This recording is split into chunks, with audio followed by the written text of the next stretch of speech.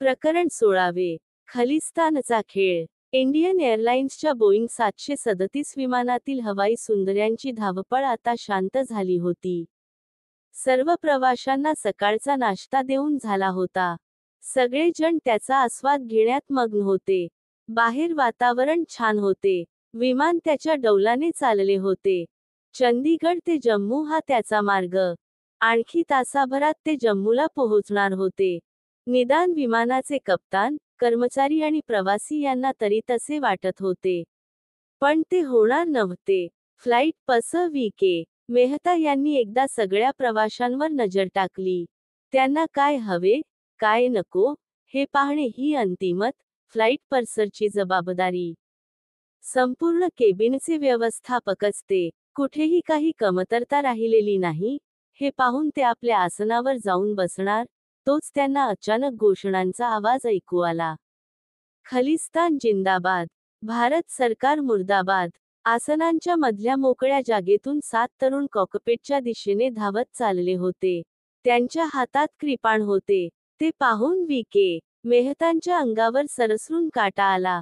पुन्हा अपहरण? नुकताच तर त्यांनी त्याचा अनुभव घेतला होता. 6 जुलै 1984 रोजी शीख दहशतवाद्यांनी श्रीनगर, दिल्ली विमानाचे अपहरण केले होते. 22 तासांच्या भयनाट्यानंतर लाहोर विमानतळावर प्रवाशांची सुटका करण्यात आली होती. भयंकर अनुभव होता तो. मेहतांच्या जीवावरच बेतले होते तेव्हा. पायलटने कॉकपिटचा दरवाजा न उघडल्यास मेहतांना ठार मारण्यात येईल, अशी धमकी दहशतवाद्यांनी दिली होती. सुदैवाने वाचले ते. आणि आता फक्त 50 दिवसांनी, ऑगस्ट 24 रोजी त्यांना त्याच प्रसंगाला सामोरे जावे लागत होते.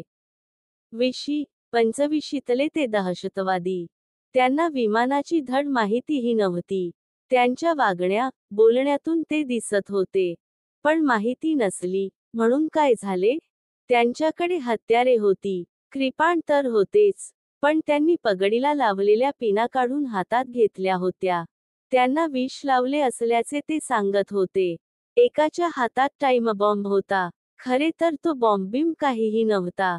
साध्या कॅमेऱ्यावर डिजिटल घड्याळ लावून तो कापडात गुंडाळला होता.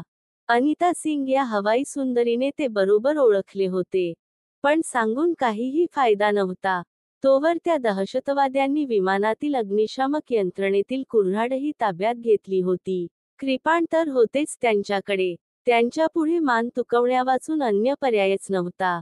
विमान ताब्यात घेतल्यानंतर त्यांनी ते सुवर्ण मंदिरावरून न्यायला सांगितले. शिखांच्या त्या पवित्र मंदिरावरून 2 फेऱ्या मारल्यानंतर ते लाहोरला नेण्यास सांगितले. पाकिस्तानच्या दिशेने विमान निघताच त्यांना चांगलाच चेव आला. मोठमोठ्याने ते खलिस्तान, पाकिस्तान, भिंद्रनवाले यांचा जयजयकार करू लागले. प्रवाशांनाही तशा घोषणा देण्यास त्यांनी भाग पाडले. लोक पडलेल्या आवाजात जिंदाबाद म्हणत होते. भारत आणि इंदिरा गांधी यांना मुर्दाबाद म्हणत होते. एक दहशतवादी तर ते पाहून एवढा चेकाळला की भावनेच्या भरात तो पाकिस्तानलाच मुर्दाबाद करू लागला. बाकीच्यांनी शिव्या घातल्या, तेव्हा तो वरमला. या दहशतवाद्यांच्या मागे कोण होते, याची मात्र त्यावरून प्रवाशांना कल्पना आली. विमान लाहोर विमानतळाच्या हद्दीत आले. पण नेहमीप्रमाणे लाहोरने ते उतरवण्यास परवानगी नाकारली. इकडे वैमानिकांची घालमेल चालली होती. किती वेळ विमानतळावर घिरट्या मारणार? इंधन संपत आले होते. अखेर सकाळी 9:50 त्यांना विमान उतरवण्याची परवानगी मिळाली. यानंतर मग पाकिस्तानचा नेहमीचा नाट्यप्रयोग सुरू झाला. सायॉप, मनोवैज्ञानिक युद्धाचाच तो भाग. भारतात कसे शिखांवर अत्याचार होत आहेत, हे जगाला दाखविण्याची ही संधीच होती.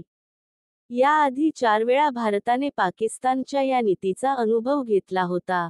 विमानाचे अपहरण करण्यासाठी दहशतवाद्यांना फूस लावायची, मदत करायची, अफरीत विमानाला उतरण्याची परवानगी नाकारायची, मग द्यायची, मग दहशतवाद्यांशी संपर्क साधण्याचे नाटक करायचे, त्यांना प्रसारमाध्यमांसमोर आणायचे, तेथे ते भारत सरकार आणि इंदिरा गांधी यांच्याविषयी गरळ ओकणार.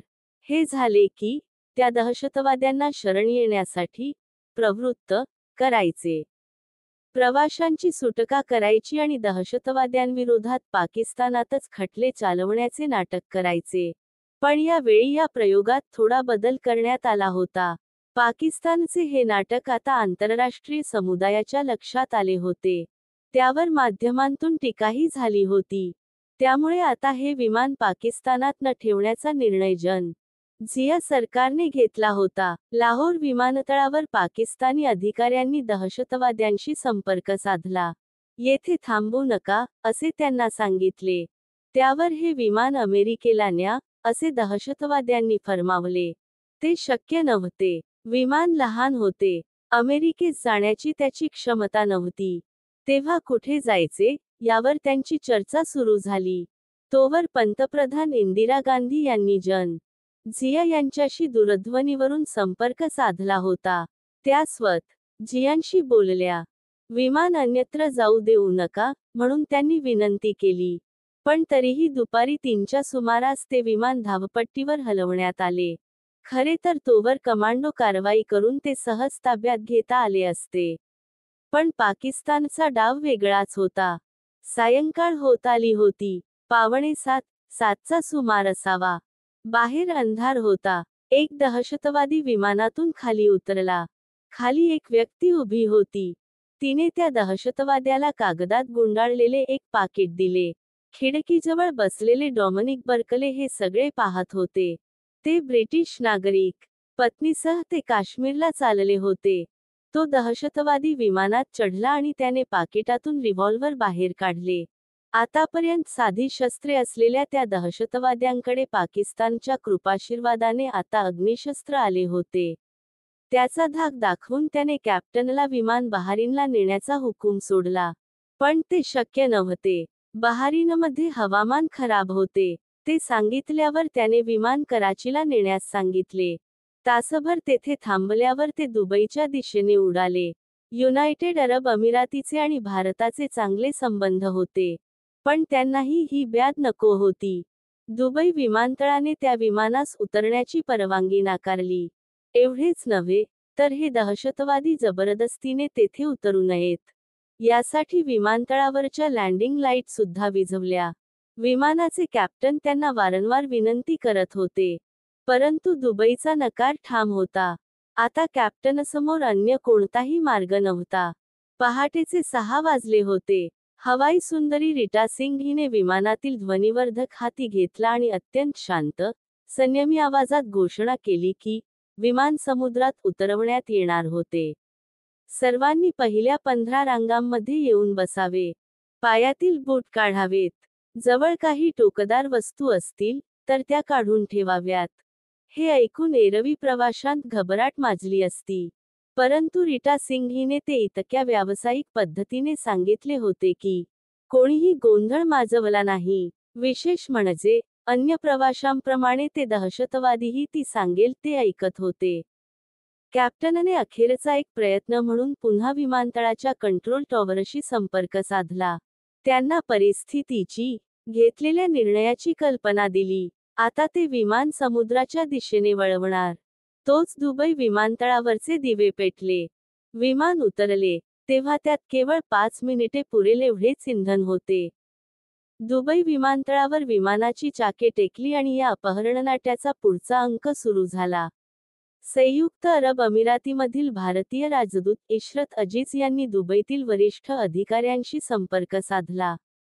भारताचे परराष्ट्र राज्यमंत्री करीम तेव्हा दुबईतच होते. ते कतारला जाणार होते, पण त्यांनी कतार दौरा पुढे ढकलला.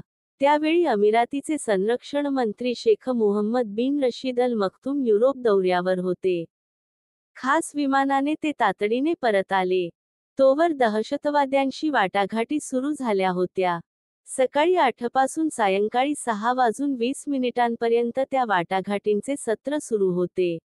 दहशतवादी शरण येण्यास तयार झाले होते. त्यांची मागणी एकच होती की त्यांना अमेरिकेत पाठवावे. अमेरिकेने त्यांना आश्रय द्यावा. हा अंक सुरू असतानाच समांतरपणे एक वेगळेच नाट्य सुरू झाले होते. कराचीतून हे विमान दुबईला जाणार हे समजताच इंदिरा सरकारने तातडीने IB परराष्ट्र मंत्रालय आणि नागरी विमान वाहतूक मंत्रालय यांच्या अधिकाऱ्यांचे एक पथक दुबईला पाठवले. या पथकात परराष्ट्र मंत्रालयातील सचिव रोमेश भंडारी यांचाही समावेश होता. भंडारी यांचे अमिरातीचे राजघराणे आणि प्रशासनातील बडे अधिकारी यांच्याशी चांगले संबंध होते. त्याचा उपयोग आता होणार होता. दरम्यान, भारतातून दुबईला आणखी एक खास विमान पाठवण्यात आले होते. त्यात होते RAW-IB, परराष्ट्र मंत्रालयाचे अधिकारी यांचे संयुक्त पथक आणि केंद्रीय निमलष्करी दलाचे काही अधिकारी. RAW तर्फे परराष्ट्र मंत्रालयात डेप्युटेशनवर गेलेले एक अधिकारी या पथकाचे नेतृत्व करत होते. सायंकाळचे 7 वाजले होते. दुबई राष्ट्रीय विमानवाहतूक प्राधिकरणाची एक भली मोठी बस विमानाजवळ जाऊन उभी राहिली. सुरक्षारक्षकांनी विमानतळाला वेढा दिला. विमानाचा दरवाजा उघडला. एका मागोमाग एक प्रवासी बाहेर येऊ लागले. त्यांच्यानंतर 7ही दहशतवादी बाहेर आले. दुबई पोलिसांनी लगेच त्यांना ताब्यात घेतले. ठरलेल्या अटीनुसार त्यांना आता अमेरिकेला पाठवण्यात येणार होते. विमानतळावर दूर एका परदेशी कंपनीचे विमान उभे होते. या दहशतवाद्यांना त्या विमानाकडे नेण्यात आले. खुश दिसत होते ते. त्यांची मोहीम फत्ते झाली होती. रीटा सिंग सांगतात की, अखेरीत विमानातून उतरताना एक दहशतवादी चक्क गाणे गुणगुणत होता. त्या विमानाचा दरवाजा उघडाच होता. या 7ही जणांना दुबई पोलिसांनी आत सोडले. त्यांच्या मागे दरवाजा बंद झाला. आणि आतील दृश्य पाहताच त्या दहशतवाद्यांचे चेहरे पांढरे फटक पडले. आत RAW-IB आणि भारतीय निमलष्करातील जवान त्यांच्या स्वागतासाठी सज्ज होते. ही घटना अतिशय महत्त्वाची आहे. याचे कारण यामुळेच खलिस्तानवादी संघटनांना समजून चुकले की, आता विमान अपहरण करून सुटून जाणे सोपे राहिलेले नाही. याचा परिणाम असा झाला की, त्यानंतर खलिस्तानवादी संघटनांकडून होणाऱ्या विमान अपहरणाच्या घटना थांबल्या. पण म्हणून खलिस्तानवादी चळवळ थंडावली, असे नाही म्हणता येणार.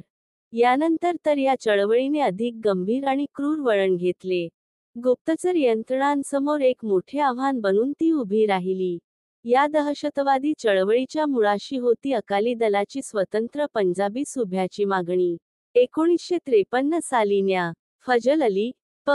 हृदयनाथ कुंजरू आणि के. पण्णीकर यांच्या राज्य पुनर्रचना आयोगाने ही मागणी सपशेल फेटाळून लावली होती. त्यावरून अकाली दलाने पंजाब पेटवला. या असंतोषाची दखल घेऊन 1966 मध्ये इंदिरा सरकारने पंजाबचे त्रिभाजन केले. हिंदी भाषिक बहुसंख्याकांचे राज्य हरियाणा, पंजाबी भाषिकांना पंजाब आणि चंदीगड हा केंद्रशासित प्रदेश अशी वाटणी करण्यात आली. काही डोंगराळ भाग हिमाचलला देण्यात आला. पण हे अकाली दलाला अमान्य होते. 1967 आणि 1969 च्या निवडणुकीत प्रकाशसिंग बादल यांच्या नेतृत्वाखाली अकाली दलाने काँग्रेसला तगडे आव्हान दिले. पण अद्याप या संघर्षाला फुटीरतावादाचा दुर्गंध आलेला नव्हता. तो येऊ लागला 1971 नंतर. इंदिरा गांधी यांच्या काळात परकी हात हे शब्द विनोदाचे विषय झाले होते. आज CIA, KGB आणि खास करून RAW च्या इतिहासाची पाने चाळली की लक्षात येते, भारतात नेहमीच हा परकी हात कार्यरत होता. इंदिरा गांधी यांच्या काळात तर अधिकच. याचे कारण शीतयुद्धकालीन राजकारणात शोधता येते. तर हाच परकी हात पंजाबातील फुटीरतावादी चळवळीच्या मागे होते. बी. रमण यांच्यानुसार 1971 ते 1984 या काळात इंदिरा गांधी यांच्याविरोधात CIAने जोरदार माहिती मोहीम सुरू केली होती. त्यांच्याविरोधात भारतात आणि परदेशात बनावट बातम्या पेरल्या जात होत्या. त्या कम्युनिस्ट रशियाच्या एजंट आहेत. त्यांनी सोव्हिएत नौदलाला अंदमान, निकोबार बेट आंदण दिले आहे. विझागनजीक सोव्हिएत नौदलास तळ उभारण्यास परवानगी दिली आहे. येथपासून ऑपरेशन ब्लू स्टारमध्ये KGB सहभागी झाली होती. येथपर्यंत तऱ्हेतऱ्हेच्या इंदिराविरोधी बातम्या पसरवल्या जात होत्या. आणीबाणीच्या काळात एका फ्रेंच तेलकंपनीकडून काँग्रेसने पक्षनिधी, थोडक्यात लाच घेतल्याचा आरोप करण्यात आला होता. मोरारजी सरकारने केलेल्या चौकशीत तो खोटा ठरला. परंतु त्या आरोपामागेही CIA होती. तो सीआयएच्या माहिती मोहिमेचा भाग होता. हे सर्व चालले होते ते इंदिराजींची सत्ता उलथवून टाकण्यासाठी. पंजाबची समस्या ही तेथील अंतर्गत राजकारणातून, धर्मकारणातून, स्थानिक अस्मितेच्या प्रश्नांतून निर्माण झाली हे खरे, पण तो प्रश्न भडकवण्यात अमेरिकी प्रशासन आणि पाकिस्तानी लष्करशाह यांचा परकी हात होता, हेही खरे. रमण यांच्यानुसार, पंजाबातील स्वतंत्रतावादी खलिस्तानी चळवळीला प्रोत्साहन देण्याची एक गोपनीय योजना जनरल याह्या खान आणि रिचर्ड निक्सन प्रशासन यांनी बनवली होती. त्यासाठी त्यांनी वापरलेल्या प्याद्याचे नाव होते डॉक्टर जगजीत सिंग चौहान. हे पंजाबातील एक राजकीय नेते. काही काळ ते पंजाबचे अर्थमंत्रीही होते. नंतर ते लंडनला गेले. तेथे भारतावर नाराज असलेल्या काही शीख बसचालक, वाहकांनी शीख होमरूल चळवळीची स्थापना केली होती. चौहान त्यात सामील झाले. काही दिवसातच त्या चळवळीचे नेतृत्व त्यांच्याकडे आले. त्यानंतर त्यांनी चळवळीचे नामांतर केले खलिस्तान चळवळ. अमेरिकी दूतावासातील काही अधिकारी या चळवळीवर लक्ष ठेवूनच होते. त्यांनी चौहान यांना आपल्या जाळ्यात ओढले. त्यांच्या भारतविरोधी प्रोपगंडाला बळ दिले. जन. याह्या खान यांनीही चौहान यांना पाकिस्तानात आमंत्रित करून त्यांचे महत्त्व वाढवण्यास मदत केली. याच सुमारास अमेरिकेमध्ये रॉ विरुद्ध CIA आणि ISI यांचे सायबॉर मनोवैज्ञानिक युद्ध सुरू झाले होते. हा काळ होता बांगला मुक्ती युद्धापूर्वीचा. बांगलादेशात, म्हणजे तेव्हाच्या पूर्व पाकिस्तानात बांगलाभाषिक नागरिकांच्या मानवाधिकारांचे पाकिस्तानी लष्कराकडून मोठ्या प्रमाणावर हनन करण्यात येत आहे. त्यामुळे भारतासमोर निर्वासितांचा भीषण प्रश्न निर्माण झाला आहे, असा प्रचार रॉ ने सुरू केला होता. तशा प्रकारच्या बातम्या जगभरातील महत्त्वाच्या प्रसारमाध्यमांतून प्रसारित करण्यात येत होत्या. त्याला प्रत्युत्तर म्हणून भारतातील शीखांवर अत्याचार केले जात आहेत, त्यांच्या मानवाधिकारांचा भंग केला जात आहे, परदेशातील शीख नागरिकांच्या समस्यांकडे भारत सरकार दुर्लक्ष करते, अशा कहाण्या प्रसृत करण्यास CIAने सुरुवात केली. अमेरिका, कॅनडा, ब्रिटन येथील शीखांच्या दैनिकांतून, मासिकांतून त्या प्रसिद्ध होऊ लागल्या. ऑक्टोबर 13, 1971 रोजी तर त्यांनी न्यूयॉर्क टाइम्स या प्रतिष्ठित दैनिकातून प्रोपगंडा बॉम्बच टाकला. खलिस्तानच्या स्थापनेची अर्धे पान जाहिरात त्या दैनिकातून प्रसिद्ध करण्यात आली. त्यातून अमेरिकेने या स्वतंत्र राष्ट्राला मान्यता द्यावी, असे आवाहन चौहान यांनी केले होते. या जाहिरातीने आंतरराष्ट्रीय समुदायात खळबळ माजवली. पुढे काही वर्षांनी कॅनडात जाऊन या चौहान यांनी स्वतंत्र खलिस्तान राष्ट्राच्या नोटा आणि टपाल तिकिटे छापली. दरम्यानच्या काळात पंजाबातही अंतर्गत स्वायत्ततेची मागणी जोर धरू लागली होती.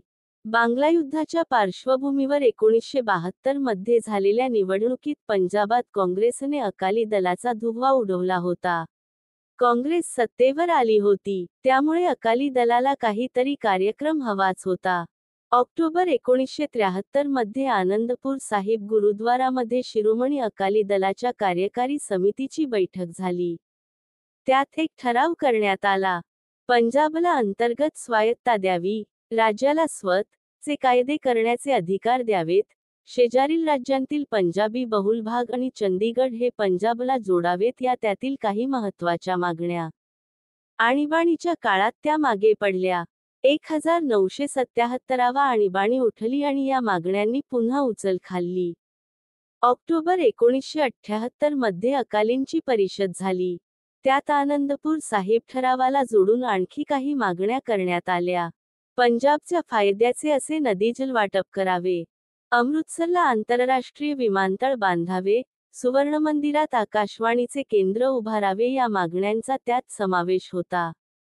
या ठरावाच्या अंमलबजावणीच्या मागणीसाठी अकालींनी राज्यव्यापी आंदोलन छेडले. शीखांची मने तापली होती. वातावरणात आग भडकलेली होती. त्यात ते लोटले. ते लंडनमधून जगजीतसिंग चौहान आणि वॉशिंग्टनमधून गंगासिंग धिल्ला यांनी. गंगासिंग धिल्ला हा आणीबाणीनंतरच्या काळात उदयाला आलेला खलिस्तानवादाचा एक चेहरा. तो आधी पंजाब पोलिसांत होता. नोकरी सोडून तो वॉशिंग्टनला जाऊन स्थायिक झाला. त्याचे आणि जनरल झिया उल हक यांचे कौटुंबिक संबंध होते. दोघांच्या बायका मूळच्या केनियातल्या. एकमेकांच्या मैत्रिणी त्या. त्यांच्या माध्यमातून धिल्ला आणि झिया कुटुंबांचे घनिष्ठ संबंध जुळले. तो नेहमी पाकिस्तानला जात असे. वॉशिंग्टनमध्ये त्याने नानकाना साहिब फाउंडेशन नावाची संस्था स्थापन केली. या संस्थेच्या माध्यमातून त्याने भारतविरोधी कारवाया चालवल्या होत्या. पंजाबात आंदोलन पेटलेले पाहताच त्याने वॉशिंग्टनमधून तर चौहान यांनी लंडनमधून स्वतंत्र खलिस्तानचा नारा दिला. त्याला पंजाबातून जर्नेलसिंग भिंद्रनवाले यांनी प्रतिसाद दिला. भिंद्रनवाले हे काँग्रेसचे पाप. अकाली राजकारणाला शह देण्यासाठी पंजाबातील तेव्हाचे काँग्रेस नेते झैलसिंग, बुटासिंग आणि इंदिरापुत्र संजय गांधी यांनी भिंद्रनवाले यांना उभे केले, मोठे केले. नंतर तेच उलटले. खलिस्तानवादी चळवळीतून शीख विरुद्ध हिंदू हा संघर्ष सुरू करण्याचे श्रेय त्यांचे. भिंद्रनवाले हे हिंदू विरोधी होते. निरंकारींचा ते तिरस्कार करत. आधुनिक विचारसरणीचे, केस कापणारे, दारू पिणारे शीख त्यांना नजरेसमोरही सहन होत नसत. कोणत्याही अतिरेकी धर्मवादी नेत्याप्रमाणेच त्यांनाही कडवे धर्मनिष्ठ हवे होते. सच्चा खालसा हवा होता. जाट शेतकऱ्यांना त्यांची भूल पडली. शिवाय खालच्या जातीतील मजूर, कामगार वर्ग त्यांच्या मागे गोळा होऊ लागला. भिंद्रनवाले ही पंजाबातील एक ताकद बनली. ISIसाठी ती देणगीच होती. प्रारंभीच्या काळात ISIने चौहान यांनी प्रचंड मदत केली. मात्र हळूहळू शीख तरुणांच्या अन्य संघटनांकडे त्यांचे लक्ष गेले. या संघटनांना हिंसाचाराचे वावडे नव्हते. ISIला तेच हवे होते. या संघटनांतील तरुणांना शस्त्रास्त्रांचे प्रशिक्षण देण्यास ISIने सुरुवात केली. त्यासाठी पाकिस्तानच्या फायद्याचे ठरले रशियाचे अफगाणिस्तानवरील आक्रमण. डिसेंबर 1979 मध्ये रशियन फौजा अफगाणिस्तानात घुसल्या. त्यांना तेथून हुसकावून लावण्यासाठी उभ्या राहिलेल्या अफगाण मुजाहिदीनांना सहाय्य करण्यासाठी CIA आणि सौदी अरेबिया धावून आली. ही मदत केली जात असे पाकिस्तानच्या माध्यमातून. त्यातील काही शस्त्रास्त्रे आणि पैसे ISIने गुपचूप शीख दहशतवाद्यांच्या प्रशिक्षण शिबिरांकडे वळविले. एकीकडे पंजाबात बॉम्बस्फोट, गोळीबाराचे थैमान सुरू करण्यात आले. दुसरीकडे विमान अपहरणाचे सत्र. विमान अपहरणाच्या घटनांना प्रोपगंडा मूल्य अधिक. त्याची दखल आंतरराष्ट्रीय पातळीवर घेतली जाते. त्याचबरोबर ज्या राष्ट्राचे विमान पळवले जाते, त्याच्या अस्मितेचा ते चक्काचूर करणारे असते. विमानप्रवास हा सर्वात सुरक्षित गणला जातो. तोच आता सुरक्षित ठेवता येत नसेल, तर सरकार त्याच्या नागरिकांचे काय संरक्षण करणार, अशी भावना अपहरणाच्या घटनांतून निर्माण केली जाते. हा सायवॉरचाच एक भाग. सप्टेंबर 29, 1981 रोजी श्रीनगर, दिल्ली विमानाचे अपहरण करून शीख दहशतवाद्यांनी त्या युद्धाला प्रारंभ केला. 81 ते 84 या अवधीत एकूण 5 विमानांचे अपहरण करण्यात खलिस्तानवाद्यांना यश आले. 24 ऑगस्टला दुबईला पळवून नेण्यात आलेले विमान हे त्यातील अखेरचे. डिसेंबर 1979 मध्ये ISIचे प्रमुख जन. अख्तर मलिक यांच्याशी बोलताना जन. झिया म्हणाले होते, पाणी योग्य तापमानालाच उकळले पाहिजे. ISIने 1978 पासून ते उकळवण्यास सुरुवात केली होती. तेच पाणी आता डोक्यावरून जाण्यास सुरुवात झाली होती. फुटीरतावादी चळवळीचे कंबरडे मोडण्याचे प्रयत्न हे 2 पातळ्यांवरून केले जातात. एक राजकीय आणि दुसरी अर्थातच सुरक्षा दलांची. खलिस्तानच्या बाबतीत राजकीय यंत्रणा अपयशी ठरत असल्याचे स्पष्टच होते. त्याची अनेक कारणे होती, परंतु त्यातही महत्त्वाचे होते ते पंजाबातील काँग्रेसच्या आणि अकाली दलाच्या नेत्यांच्या वैयक्तिक महत्त्वाकांक्षा आणि अहंगंड. त्यांना साथ मिळाली ती दिल्लीतील दरबारी राजकारण्यांची. एप्रिल 1978 च्या अमृतसर दंगलीतून भिंद्रनवाले हे पुढे आले. तोवर त्यांना फारसे कोणी ओळखतही नव्हते. परंतु 13 एप्रिलला अमृतसरमध्ये भरलेल्या निरंकारी मेळाव्याच्या विरोधात त्यांनी शीख तरुणांना भडकावले. त्यातून दंगल उसळली. त्यात 3 निरंकारी आणि 16 शीख मारले गेले. या एका घटनेने भिंद्रनवालेंना वलय मिळवून दिले. अकाली दलाचा प्रभाव कमी करण्यासाठी त्याचा उपयोग झैलसिंग यांच्यासारख्या काँग्रेस नेत्यांनी केला. 1980 मध्ये दरबारसिंग मुख्यमंत्री झाले. त्यांनाही शह देण्यासाठी भिंद्रनवालेंचा वापर करून घेण्यात आला. राज्यातील पोलीस दल हे राजकारण्यांच्या हातात. प्रारंभीच्या अशा काळात दहशतवादाचा मुकाबला करण्यात ते कमी पडत होते. आणि IB मात्र त्यांच्या पातळीवरून या दहशतवादाचा नायनाट करण्याचा प्रयत्न करत होते. कॅनडामध्ये शिखांची संख्या मोठी. तेथून खलिस्तानवादी चळवळीला मोठ्या प्रमाणावर रसद पुरवली जात असे. भारतातून फरार झालेल्या दहशतवाद्यांना तेथे दिलखुलास आश्रय दिला जात असे. तेथील भारतविरोधी कारवायांवर नजर ठेवण्यासाठी, त्या हाणून पाडण्यासाठी ने ओटावा, टोरोंटो आणि व्हँक्युव्हर अशा 3 शहरांत आपले गुप्तचर नेमले होते. याशिवाय IBनेही आपले अधिकारी तेथे तैनात केलेले होते. MK धर हे त्यांतील एक. IBच्या संयुक्त संचालक पदावरून निवृत्त झालेले हे जाबाज अधिकारी.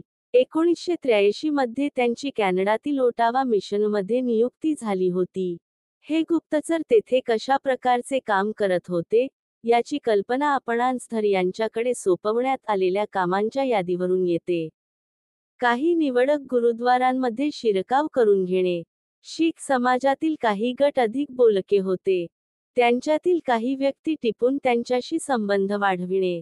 पंजाबी मुद्रित आणि इलेक्ट्रॉनिक माध्यमांत शिरकाव करणे. भारतीय बिगरशीख चालवत असलेल्या माध्यमांवर नियंत्रण मिळवणे. कॅनडातील शिखांमधील तुकार गटांमध्ये आपले गुप्त खबरे निर्माण करणे. भिंद्रनवालेच्या गुंडांनी केलेल्या अत्याचाराच्या ध्वनिचित्रफिती प्रसारित करणे. बांगलादेश आणि श्रीलंका येथील महत्त्वाच्या राजनैतिक अधिकाऱ्यांशी मैत्री करून त्यांच्या मार्फत पाकिस्तानी मिशनमधील काही अधिकाऱ्यांना जाळ्यात ओढणे.